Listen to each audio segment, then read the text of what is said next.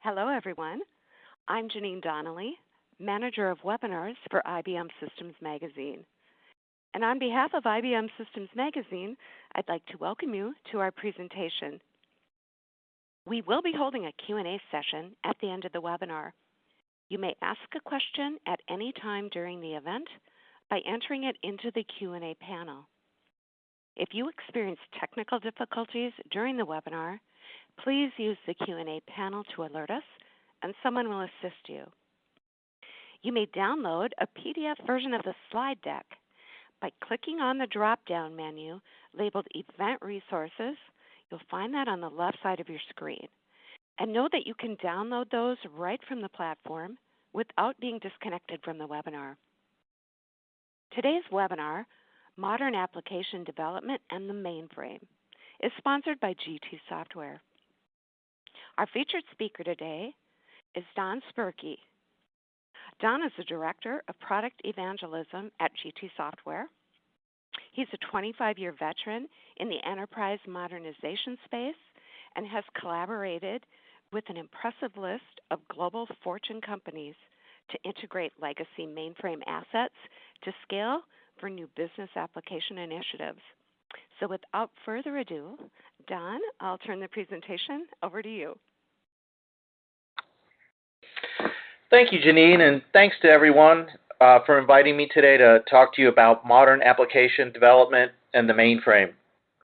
Over the next 45 minutes or so, we'll explore how modern development initiatives are impacted by the mainframe and how they impact the mainframe.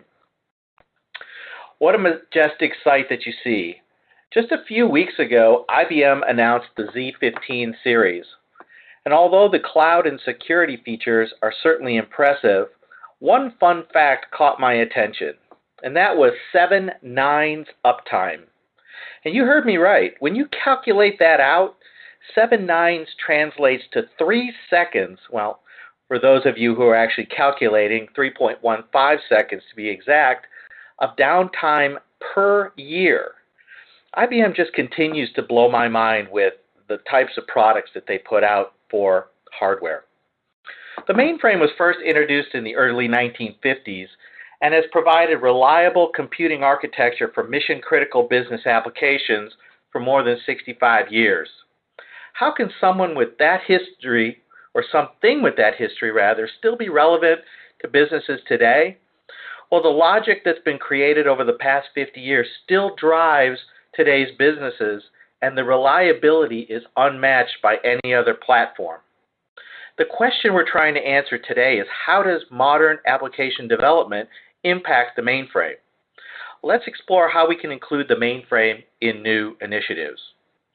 You're probably already asking yourself, Don, how can I possibly work with something that might be older than I am, written in languages I don't know, using files and formats I've never seen or heard of before? And what if I have a question? Who do I ask? Can I Google that? Well, the truth is that the mainframe is hard. But why is it hard? Is it the fear of the unknown? None of this matters because the mainframe is here to stay. And even though we may not be writing new KICS or IMS applications, new applications in other technologies is happening every day.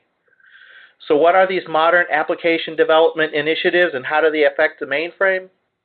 Let's find out. But before we do, indulge me for just one moment to introduce you to GT Software. So who is GT Software? GT Software is a private software company down here in Atlanta, Georgia. And our sole focus throughout our existence has been helping customers to maximize what they can derive from their mainframe application systems. We've got broad experience across all verticals and all mainframe environments, as well as worldwide customers in various different verticals. If you'd like some more information about what we do or who we are, please visit us at www.gtsoftware.com. And now that you know who we are and that we have a very deep knowledge of the mainframe, let's jump in to the topic at hand. So when we talk about the mainframe and modern application development, I'm not talking about building new mainframe kicks or IMS applications. I highly doubt anyone is doing that today. I came across these two graphics and they really hit home to me. The first one touches me because being a mainframe programmer, I've worked in a pretty static world for a long time. There's a certain comfort in the platform, the languages, and the process. Give me enough hot coffee and a keyboard, and I'll have something for you in 9 or 10 months. But unfortunately, the waterfall method just does not work in today's rapid changing, requirements-driven world. And changing the technologies just isn't enough. Just look at the poor fella on his right, constantly bombarded by the technology du jour. Today it seems there's a new technology every other week. And that's a good thing because at least the whole industry is moving forward. But without a change in philosophy, we're still going over the falls. The second graphic reminds me of a saying that was popular a while back, and that is, there's an app for that. But apps have their challenges too. Often they're limited in scope and just don't provide enough useful features. I think last week alone I downloaded 3 apps for my iPhone because I just couldn't get what I needed from a single app. So using new agile processes as a development paradigm has helped us to balance the changes in technologies and user requirements by allowing us to fail quickly if we have to, while delivering new applications effectively and timely. New application development today exploits the API microservices model. Take a bunch of disparate building blocks and combine them together to build functional applications. So here we are, a whole new world. And I'm not talking about the Disney kind of world here. The one thing you probably notice about this slide is that there's no mention of languages or hardware platforms. At the heart of almost every new application is integration and collaboration. We're not reinventing the wheel or devising new functionality. In this new world, we're simply tweaking the functionality we have with some new rules, data from other systems, or at very least, a new user interface. And it should come as no surprise, the language and platform doesn't matter anymore. What does matter is getting access to the systems we already have. And to do this, we're most likely going to use APIs and microservices.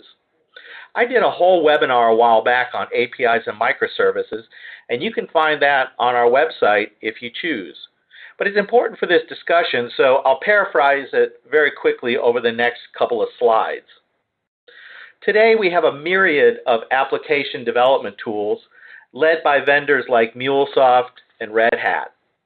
New development paradigms and deployment options like the cloud and containers are in the forefront and leading many successful application development projects. But many applications are not complete without an integration with the mainframe, and that's the piece we're focusing on today. I was reading an article a few months ago called "Stop Calling Your APIs Microservices, the Relationship Between APIs, Microservices, and Containers." And it got me thinking about a few things. The first is that as someone in the API world, we're pretty fast and loose with terminology and tend to use API and microservices interchangeably. And second, in my world, there's a lot of confusion about the difference and when and how they should be used. So I started reading as much as I could and trying to decipher the difference between the microservices and APIs. So here's a quick recap of what I found. The textbook definition of an API, or application programming interface, is a set of clearly defined methods of communication between various components. What we're talking about is having things talk to each other. Well, how do you make that happen when each interaction could have different dimensions and parameters? The best that you can hope for is perhaps to standardize it. Now, some APIs can be very low level, even down to the operating system. Things like allocating storage or opening a socket or checking permissions may be common functions.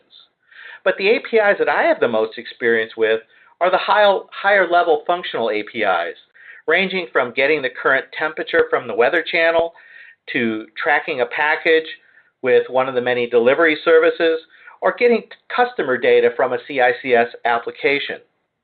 The important thing to remember is that they typically are presented in a standard way, like an HTTP interface to a specific endpoint. Now, since the 60s, we used point-to-point APIs to connect things, but they're expensive to create and maintain, and were highly specific to what you're connecting. In other words, expensive, lacked flexibility, and certainly not reusable. Now, we attempted to correct the problems with the first generation APIs by trying to make them more reusable, but unfortunately, they were only reusable for limited purposes, and we're still highly dependent on the resources in the organization to maintain. Intention was noble, but the results not so much.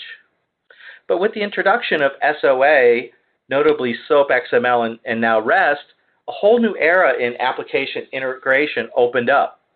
Finally, we had a common standard and interface for connecting applications. It wasn't long after the introduction of SOA and SOAP that GT Software got into the mainframe API game. We realized very early on that having the mainframe be a full participant in the API evolution would provide countless benefits to our customers and prospects. Today, driven by the Internet of Things and the need to expose more information at a faster pace, APIs have become the new gold standard for application exposure and integration. The API is here to stay, so let's apply that to the mainframe. But before we do, let's talk quickly about microservices. Microservices are a specialization of an implementation approach for service-oriented architecture used to build flexible, independent, deployable software systems. They're really the first realization of SOA and are becoming more popular for building continuously deployed systems. In other words, a variant of SOA that constructs an application as a collection of loosely coupled services. In a microservice architecture, services are fine-grained and the protocols are lightweight, perhaps something like atomic services and REST. Let's look at some of the characteristics of microservices to get a better understanding. First, it's a design architecture that separates parts of an application. If we think about a banking system, that might mean splitting the deposit of a check, the clearing of a check, and checking the balance of your checking account into separate pieces of business logic. These microservices have the characteristics of a functional program, so not only are you getting to the endpoint, but the microservice may also have some logic associated with it. And because the focus is to distance ourselves from monolithic applications, the microservice has a well-defined scope and does only one thing. Remember, we can think of these microservices as building blocks for building another application. So checking an account balance would be a proper scope of functionality for a microservice. And because they're fine-grained, some say we've finally done SOA right. But to add to the confusion, microservices are as much an architectural style as an implementation. And what that means is that besides the logic of the microservice, it may have its own database or file system, even its own operating environment. So we've introduced you to both APIs and microservices. The question now is, are they related, and how do they relate to the legacy mainframe applications? We'll continue. So, well, are they related? Well, I would say they absolutely are. Is there interplay between them? Again, I would say there absolutely is. But I feel there's still a lot of room for interpretation in the terminology. APIs expose functions of an application as more readily accessible service interfaces. Microservices are a means to deploy an API. Microservices rely on APIs as the means to communicate with each other internally. Microservices provide more flexibility in developing an application, but a collection of APIs makes the creation of microservices easier. And it may be clearer if they were just called microcomponents instead of microservices, because the bottom line is there's a time and place for both in an organization. We need to talk about one more thing to close up this microservices discussion, and that would be the role of containers. So what about containers? Well, not the ones that you're seeing on the screen, but these, from vendors like Docker, Oracle, and Red Hat. I think one of the best definitions I've seen for containers comes from Amazon. Containers provide a standard way to package your application's code, configuration, and dependencies into a single object. Containers share an operating system installed on the server and run as an isolated process, ensuring quick, reliable, consistent deployments regardless of your environment. Now, one word jumped out at me as I was reading through that definition. We saw it in a few other places as well as I was preparing for this session today. And that's isolation. In this context, what we're talking about is that no container can directly access or affect another container. And the challenge with this approach is that multiple servers would need to be configured to run multiple microservices, which causes a great negative effect on each other or perhaps results in increased overhead. So to offset these negative effects, each microservice is implemented as a set of containers managed by cluster software like Kubernetes. So it circles all back to APIs. In its most basic form, every microservice exposes an API. So to wrap this up, microservices and APIs are not the same, but then again, neither are microservices and containers, but they all go hand in hand. So let's finally get over to the mainframe. What does this all have to do with the mainframe? Well, when we're talking about integration to the mainframe, the decision to use APIs or microservices has a significant impact because we're talking about approaching a problem from two very different perspectives. New app dev is very different when compared to integration to existing applications. With new app dev, you have the luxury of designing an end-to-end solution. When we talk about app dev that depends on integration to existing applications, you don't have that control. You know, what you have, you just need to use it. It's similar to building a new house or remodeling an existing house. You may get similar results, but it's a very different path to get there. Think about our banking example we talked about earlier. Everything you need is already there. You just need to use it. We don't need to reinvent how we do a lookup of our account balance information. So let's spend the rest of our time figuring out the best way to integrate to one of the most powerful and unique platforms available, the mainframe. When you think about the mainframe, what's the first thing that comes to mind? Unfortunately, depending on who you ask, you get varying opinions about the mainframe. Is this what you think about? Now, I tried to keep it light so I wouldn't strike fear and terror into your hearts. Or maybe you think of this, a big room full of lights and dials and switches. I used to work with a guy like that. I think his name was Tony, but I digress. Or perhaps, and here we're air quoting, the modern data center with its raised floor, water-cooled processor, and enough air conditioning to store meats next to your disk drives. Yes? No? Maybe? Well, I've at least seen two of those so far in my career. But this is what I think of when I think of the mainframe today. Majestic, powerful, mission-critical, reliable, and secure. And add some glowing blue LEDs, and this baby will strike fear into the heart of anything rack-mounted within 100 feet. But I'm not sure 100% that everyone on the call might feel the same way. Why not? What are you afraid of? Well, I hope it's not the dinosaur, because I tried to keep that one light. But seriously, I'll cut you some slack. For those of you not of this world, and I'm talking about the mainframe world that is, there can be a great deal of uncertainty, and dare I say even intimidation around the mainframe.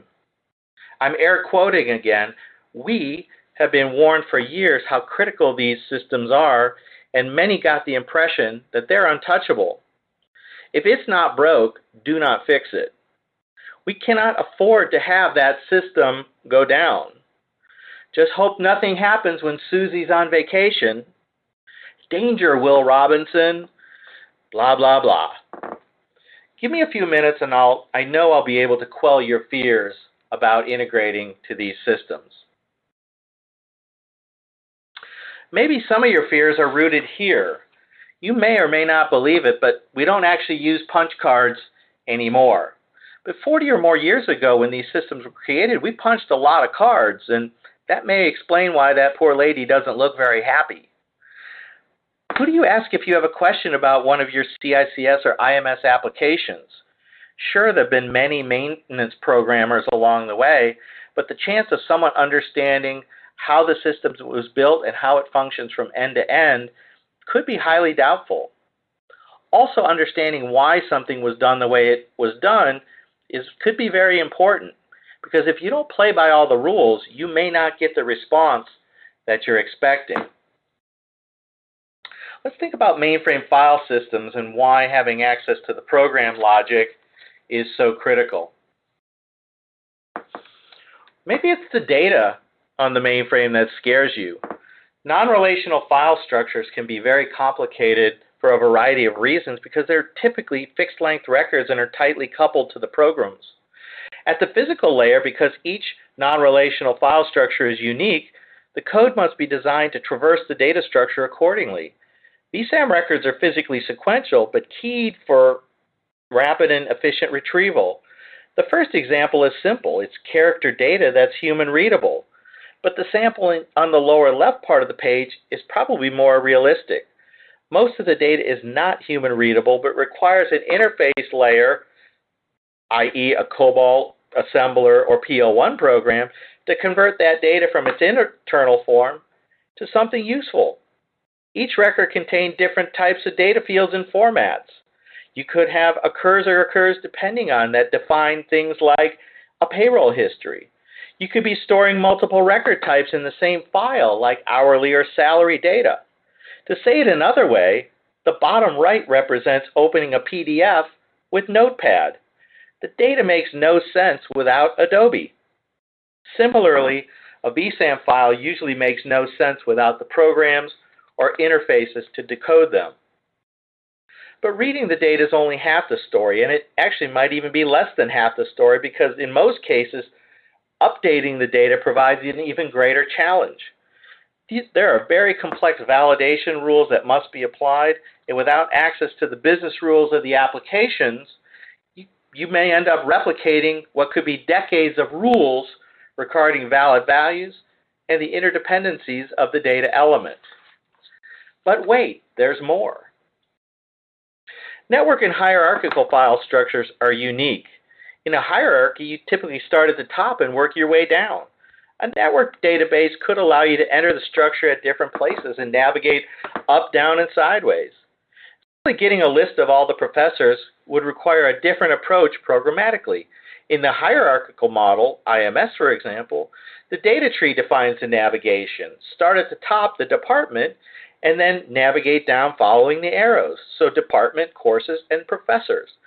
Lots of code may need to be employed to produce an accurate list, especially if the professor teaches multiple courses or works in multiple departments. The network model, IDMS for example, allows multiple paths.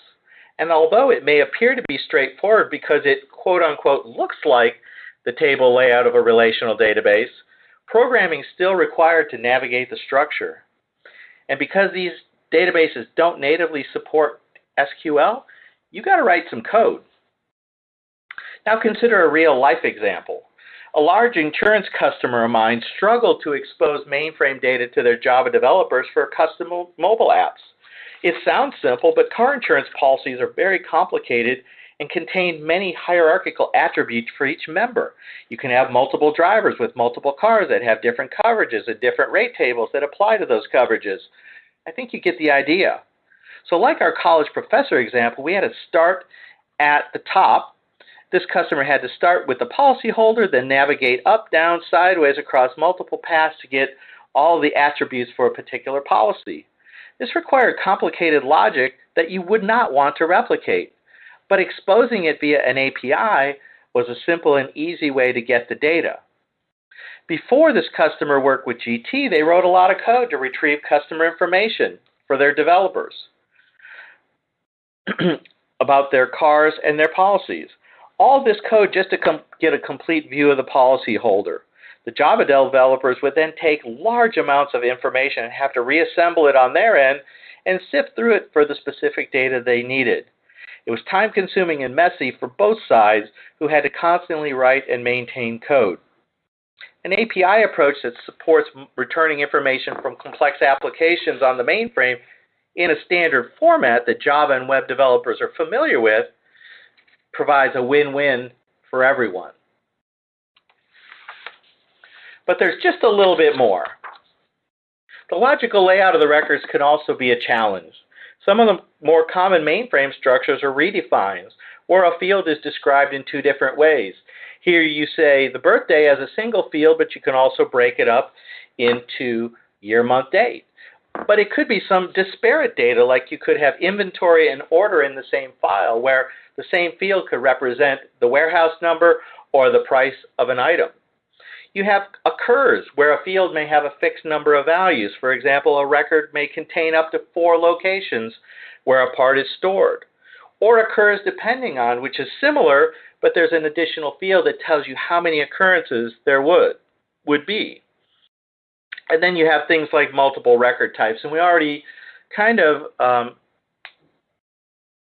talked a little bit about that earlier, where you could have hourly and salary payroll in the same record. Each has some common fields like name, address, and so on and so forth, but then you've got wage data, you've got union dues, you've got commissions, overtime rates, and all the other things that make them unique to one another. And then finally, you have a variable length rate. And I can go back to the payroll example for that, where each person, every time they get paid, they just tack more onto the end of the record.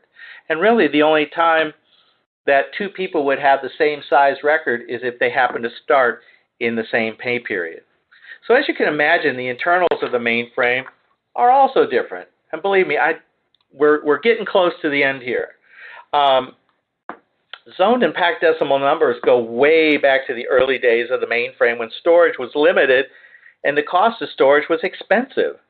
In 1956, you could rent, I say rent, 3.75 megabytes of storage for $3,200 a month, and it weighed over a ton. Just so you know, a typical digital photo now is about 3.5 megabytes. In current dollars, we're probably talking about $30,000 to store one picture. And there it is. You can see a picture of it. They're proudly unloading it with a forklift off of a Pan Am airliner. In contrast, 55 years later, and this is actually kind of dated data, an iPhone 5S has 16 gigs, 3,200 times more, weighs 4 ounces for $500. Right? Now, every byte that was saved in a record saved the equivalent of over $800 in 2019 dollars for 100,000 records. So to address this, back in the day, IBM devised several ways to store more than one number in a single byte. Zone numbers save 1 byte by storing the last digit in the sign on the same byte. So you're able to save 1 byte of premium storage. Packed was even better because you got to store 2 digits in the same byte and the last digit and sign in a single byte, thereby almost reducing your storage requirements by half. Now, cost is not a factor today because storage is cheap, but the programs on these data structures are still in your legacy data applications, and you have to deal with them. And then, of course, you've got the ever-popular EBCDIC versus ASCII, where the EBCDIC scheme on the mainframe, the 8-bit scheme, is different than the 7-bit scheme of ASCII in the rest of the world. And then finally, many of you may not realize that on the mainframe, depending on how your systems were designed, the only way to access certain information is through the green screens. And if that part worries you, I will give you a pass, because accessing screen data can be a big challenge.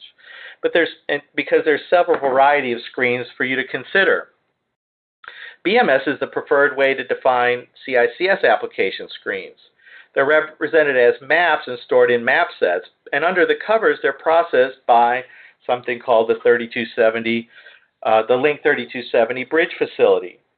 MFS is the preferred way to define IMS application screens, and they're represented by copybooks in the mainframe programs. And then there's good old TN3270, and this is how screens are represented that don't have maps. And it's just a raw 3270 data stream for a standard 24 by 80 screen is just a chunk of 1960 bytes that you have to figure out the data by its offset, and that can be a bit tricky.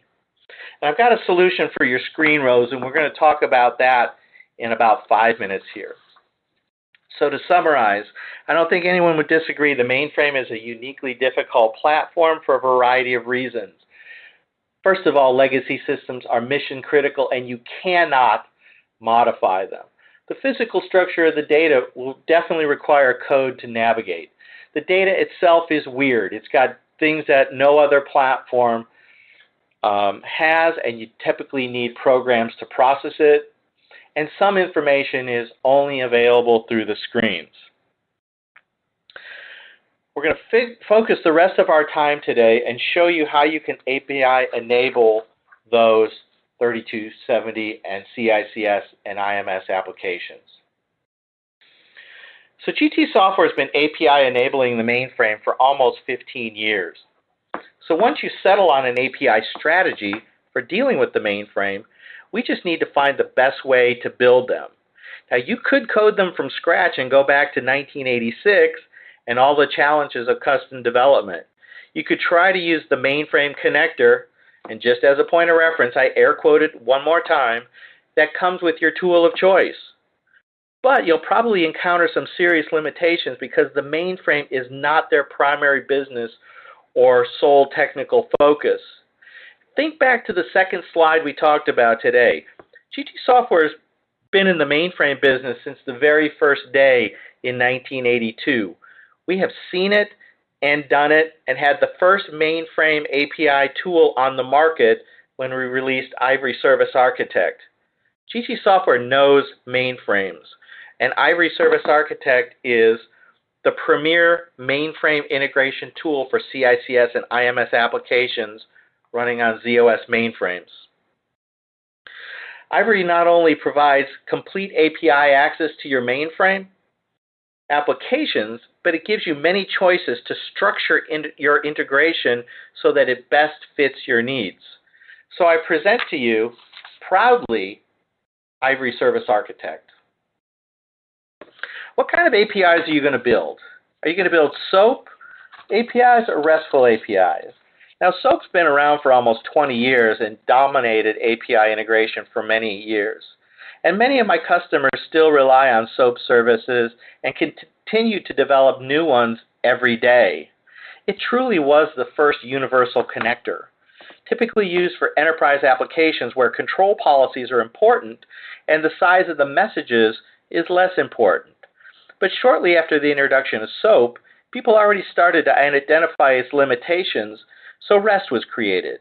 And with the proliferation of mobile devices, the integration tide has turned completely to REST. More open and flexible, with a smaller message payload, makes it attractive to developers. Now, neither is perfect, but knowing you have a choice when building your APIs should be reassuring to you. Ivory Service Architect provides the ability to design, build, deploy, and test from a SOAP or REST perspective using the same tool. All of the features like a wizard and the ability to build complex orchestrations are available for both SOAP and REST. The diagram you see here represents Ivory's design interface called the Ivory Studio. You can start the development with a wizard if you want, or a blank palette, and then you simply define it as a SOAP XML or REST JSON flow. You control the level of complexity as you can see here. It could be a simple atomic API that calls a single program, or it could be a whole lot more. And we'll talk about that whole lot more in just a moment. Then you deploy and test, all with a push of a button. I'll introduce you quickly to the concept of orchestration here. It's especially important when going from a mobile platform to the mainframe that you minimize network traffic. you must also realize it may take multiple mainframe transactions to get all the information you need because a lot of these systems are very disparate. So why not make one call to the mainframe and let us coordinate all the interactions, perhaps even passing data between them and return a consolidated response. We're going to come back to that in just a moment. How you design your APIs is another choice that you get to make. How you define your services really depends on what you have to start with. Some organizations only have mainframe assets like copybooks for the data and maps for the screens. For those folks, bottom-up development allows you to consume those assets and build your APIs from them. For organizations that have created WSDL or Open API documents, you can use them as the foundation for API creation. This allows for maintaining standard data element names and formats across all your APIs. Some companies have created schemas or perhaps are using industry standard schemas like IFX, Accord, and others, and all those can also be used within Ivory. Our goal is to maximize the effectiveness of your developers and get the most from your application system. So as I promised, just a few more words on orchestration. We mentioned combining multiple APIs together into a more composite flow that could result in gathering information from multiple programs or even multiple platforms. So you should ask yourself, can the requirements of your API consumers be satisfied with an atomic API, or won't that do? Sometimes you need to bring together the results of multiple APIs, but how are you going to do that? With Ivory, we can support the lower-level single transaction API, or you can combine APIs to create sophisticated business services, including APIs that are external to your organization. And this includes any legacy web services you've already developed with other tools. All this is done within a graphical user interface without writing any additional lines of code. It also makes it a lot easier for the consumer side of the picture, who's now communicating with a single intelligent API that's orchestrating lower-level APIs behind the scenes. Do I need to write any code, Don, to do this? Well, absolutely not at all. All the power of API orchestration is done without coding, and that's a very big deal, because what writing a lot of code does is costs you a ton of time and a ton of money, and it also minimizes the reusability of these complex dependencies. Before we leave this topic, let me share a user story with you hot off the presses. In November of 2018, the European Central Bank launched an innovative service for settling electronic payments instantly. Target Instant Payment Settlement, or TIPS, uses central bank money to settle individual payments in less than 10 seconds. FIS, a global leader in financial services technology, announced that it had enabled French bank Natixis to receive the very first transaction payment through TIPS from Spanish bank CaixaBank. Hypersurface Architect is part of the technology stack that allowed this historic event to take place. GT Software has many more exciting stories to share on successful mainframe integration across different verticals. And you'll learn how to get more information on that in just a moment. So just a few more words. Using Hypersurface Architect, orchestration is like assembling building blocks in an intelligent interactive sequence using the Ivory Studio above. In this example, you may start by calling a legacy CICS ComArray program. Then, based on the return result data, you may call an external service, followed by dialoguing with the 3270 transaction. And when complete, the orchestration itself can become a bigger building block that can be incorporated into another service. So, as I said, with these intelligent services, you have the ability for multiple transactions, multiple data sources, pulling in external services and APIs. Very important, this concept of conditional logic, because you can now have multiple navigation paths through your APIs, as well as error handling. Governance and security is always very important, and because this is a drag and drop solution, no code is ever generated. The mainframe can also be a web service consumer, which means any of the services that are created with the Ivory Studio can be called from a COBOL or PL1 application. And all this circles back to supporting the fast, agile environment that now the mainframe is a full participant in. I couldn't leave today without talking about the screens one more time, because we'd all love to have a COM area or channel container interface to our applications, but too often the only way to get at that information is through the screens. Now, is that a bad thing? I would say absolutely not, because for banking and finance systems, it may actually be a given. Because Ivory uses the same technology as a terminal, there's no penalty for using the screen. In fact, following the natural progression of how human workers answer a question and being able to API enable that process is bordering on robotic process automation. And if your API can make decisions based on the data and where the application is at, very sophisticated processes can easily be made into APIs. The final consideration is, where am I going to run these APIs? Where you execute your APIs is a huge consideration. Do I want to add additional workload to my mainframe? Do I want to put something out into the cloud? These are all questions that you can answer here with Ivory. Does anywhere you want sound like an attractive answer? Now, there's a runtime server component of Ivory Service Architect where the APIs are deployed and executed, called the Ivory Server. And it can be installed either on or off the mainframe depending on your requirements. If it's run under ZOS as a started task, you can utilize the zip processor. You can run it inside of your CICS region if you want to.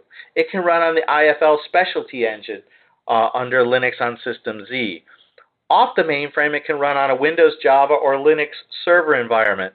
And every day, containers are having a greater impact on how we process information, so why not run the Ivory server there? Some of my customers even have hybrid environments where they have Ivory servers deployed on and off the mainframe depending on what the API's needs are.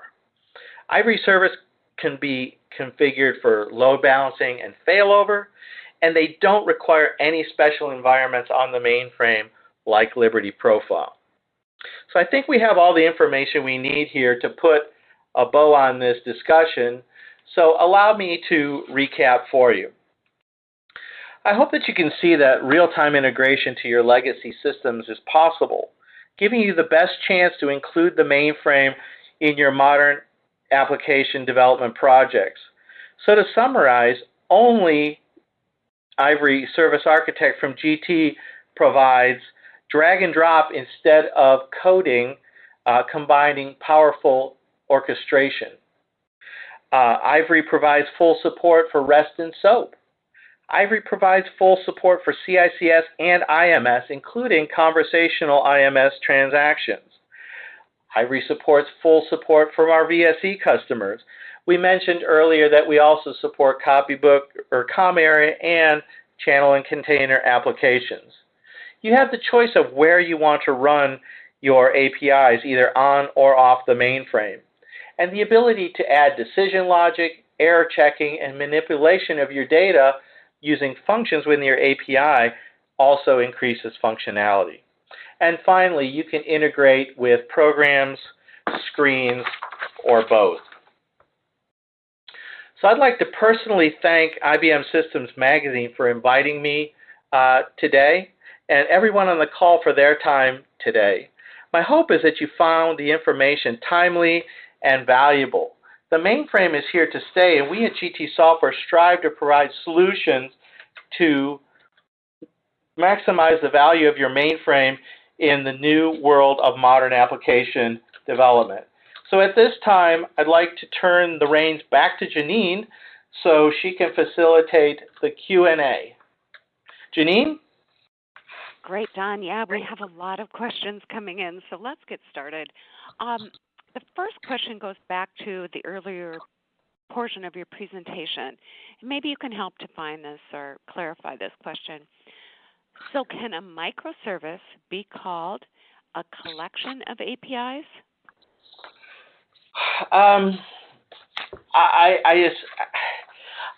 Most of my experience with microservices has been that a microservice is a single API, but I don't see why that could not be the case.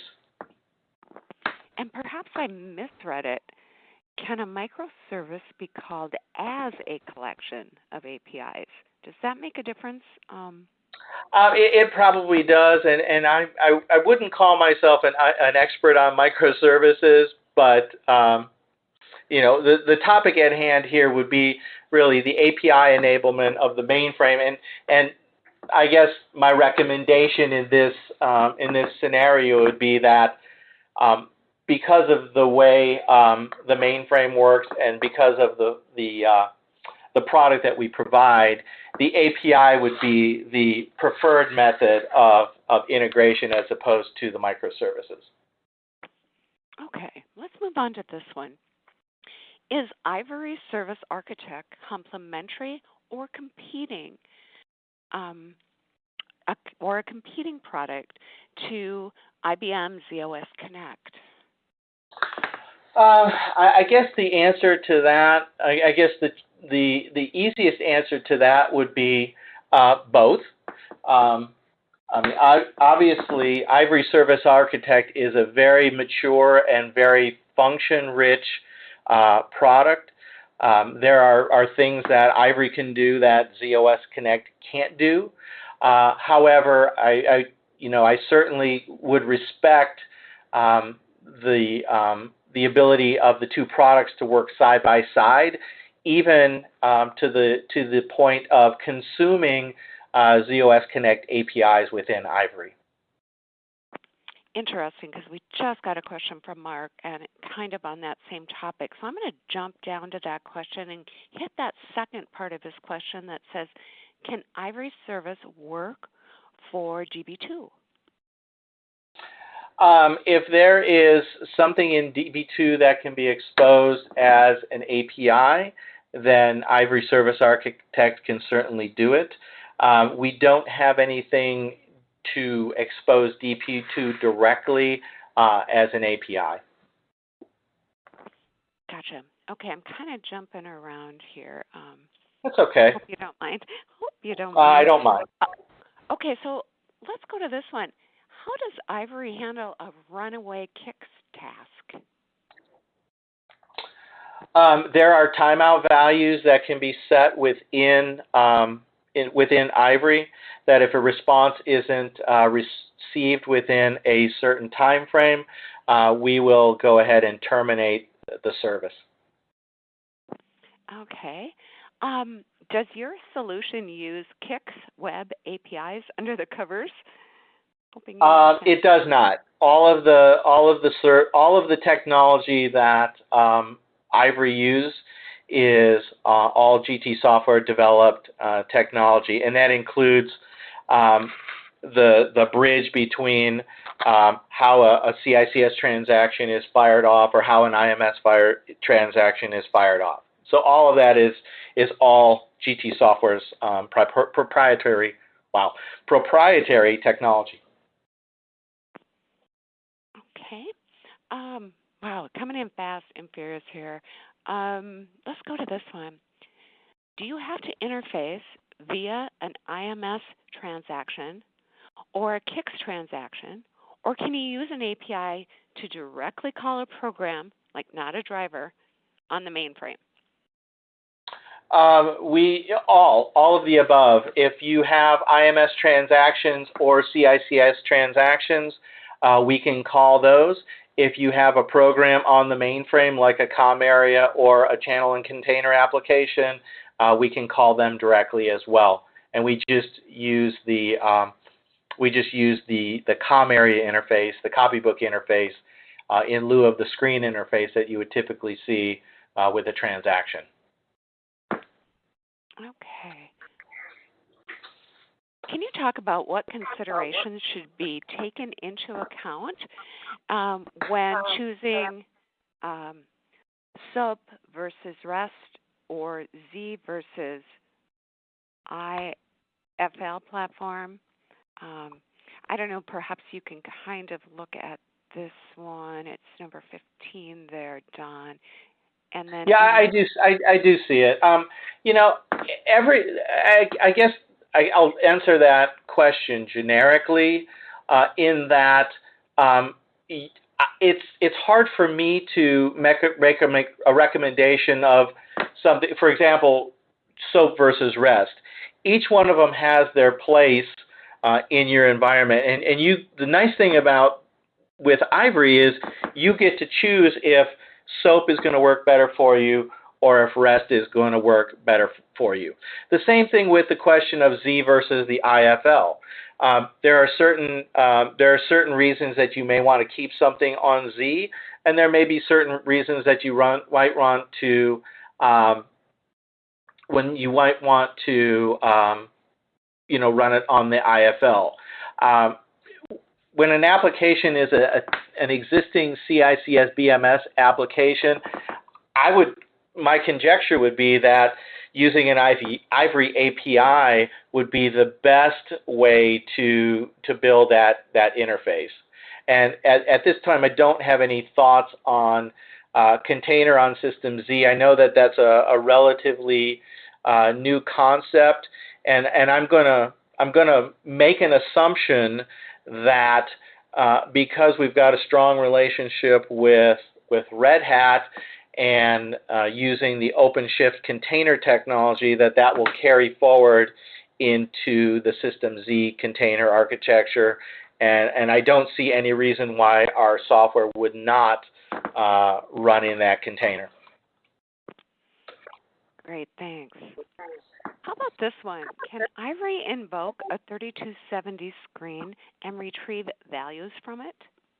Absolutely. That's one of the key differentiators of Ivory Service Architect is we've got very, very strong screen handling technology, and I've got customers that have built some very, very sophisticated screen interfaces. One that comes to mind, interfaces with over 35 different screens, and based on what data appears on the screen, or in certain cases, depending on what PF key might be pressed, a different screen is presented. So all of that branching logic and all that is all handled automatically within Ivory, including even things like pop-ups that come up. So it's a very, very sophisticated screen handling mechanism. Here's the next one. Hi. Are there any Hi. additional demos available to the Sure. public to better understand? There are. If you go to www.gtsoftware.com, there's an area, I believe it's called Resources, and under Resources are some videos. And there are actually some pretty slick little videos. Especially, I would recommend the in a minute videos where we show you where you can actually expose a CICS COM area or an IMS transaction in less than a minute, which is a really very powerful statement. So. Okay, John, I have a follow-up question. Are Ivory API zip rate, are they zip rate eligible, and any future state comparative study of cost chargeback with new tailor fit pricing, MLC pricing? Well, I can't speak to tailor fit MLC pricing because I don't know exactly what that means. But I do know that Ivory Service Architect, when applicable, will offload work to the zip engine. And what we typically see is, some cost savings there. Okay. Can MQ transactions or messaging, so synchronous or asynchronous? Yeah, synchronous or asynchronous, right. Currently, we don't provide direct support for MQ transactions. But if you wanted to build an interface in front of an MQ transaction and then have you manage that behind the scenes, I'm sure that would work just fine. Great. Next question. Has GT Software created a custom connector for MuleSoft? Actually not. One of the nice things about MuleSoft is they have their own direct support for bringing in a SOAP and RESTful API. So you literally can take the RESTful API that was generated by the Ivory Studio, and I believe the one project that I built in any point was 5 nodes or 5 of the little icons in their diagram, and I was able to process the input message, call the service, and get a response back. So literally just a few minutes using standard out-of-the-box MuleSoft technology, I was able to integrate with Ivory. Okay, and we'll probably have to make this our last. So I want to let those of you who asked a question but haven't received an answer yet, I want to let you know that someone will reach out to you with an answer via email. And thank you so much for your participation and great questions. Okay, Don, let's go to this one. Do you have any statistics on how long it takes to build an API? And then what kind of throughputs are your customers seeing? That's a great question. As I said, you can go look at the quote-unquote in-a-minute video. So, if you really had something simple, you could literally build an API in a minute. But typically, 5-10 minutes to build what I would call the happy path, and that kind of gets you to execute the transaction and get a response back, and then you get to add all the other stuff to it, like decision logic. Well, if I get this particular code back, what do I want to do? Things like that. As far as throughput goes, we were just joking about that at lunch today, that just in the couple minutes we were talking, probably tens of thousands of Ivory APIs have been executed. I've got some of my customers that are running upwards of 2 million Ivory APIs per day. So I think that's a pretty substantial number. Great. Okay. That's all we have time for today, sadly.